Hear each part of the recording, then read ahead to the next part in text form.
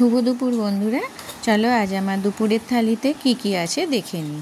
আছে গরম ভাত, আজকে একদম সাদামাটা রান্না করেছি, কারণ কি ঘরের একটু টুকটাক কাজ ছিল, সেগুলো করছিলাম। তো বেশি রান্না করতে গেলে তো ওদিকে সময় লাগবে, তো ওই জন্য একদম হালকা রান্না।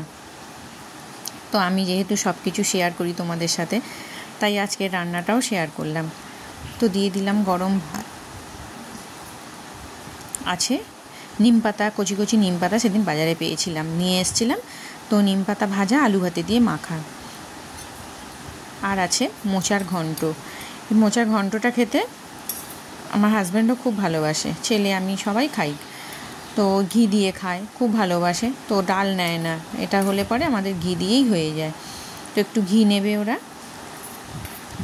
আর করেছি একটু রুই মাছ আলু দিয়ে, সর্ষে পোস্ত বাটা দিয়ে, টমেটো দিয়ে, কাঁচা লঙ্কা দিয়ে ঝাল।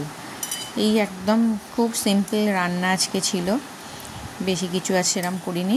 আর অবশ্যই আছে একটু শশা। আজকে তো ডালও নেই, ঝোলও নেই, যার জন্যে লেবু আর আজকে কাটে হয়নি।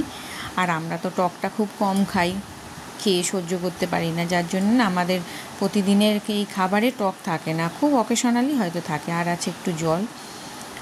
তো দেখো বন্ধুরা, আমার এই দুপুরের লাঞ্চ থালি কেমন লাগলো তোমাদের অবশ্যই কমেন্ট করে জানিও। ভালো লাগলে একটা ছোট্ট করে লাইক করে দিও। সবাই সুস্থ থেকো, ভালো থেকো, আমার পাশে থেকো, আর আমার চ্যানেলটাকে সাবস্ক্রাইব করে দিও।